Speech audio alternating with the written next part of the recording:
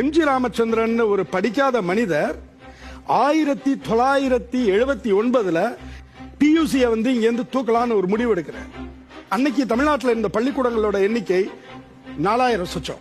ஆனா இருந்த காலேஜஸோட எண்ணிக்கை 200க்கு குறைவு.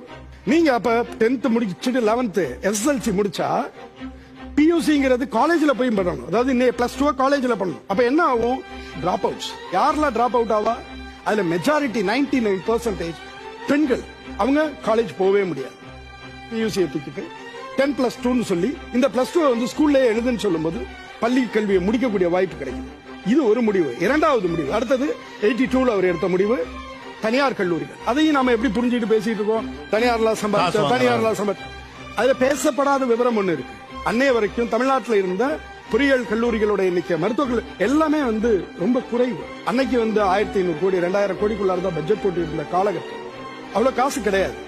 அப்ப அவர் என்ன யோசிக்கிறாருன்னு சொன்னா, பிரைவேட் பிளேயர்ஸ் அனுமதிக்கும். அப்படி வந்ததுல பேசப்படாத ஒரு அம்சம் என்னன்னா 50% சீட்ஸ். உங்கள்ட்ட 100 சீட் இருக்குன்னா அதுல 50% சீட்ஸை வந்து கவர்மெண்ட் எடுத்துக்கும். அந்த முடிவை எடுத்தாரு. நீங்க வந்து இன்னைக்கு தமிழ்நாட்டில் இந்தியாவிலே அதிகமா பொறியியல் கல்லூரிகள் இருக்கு.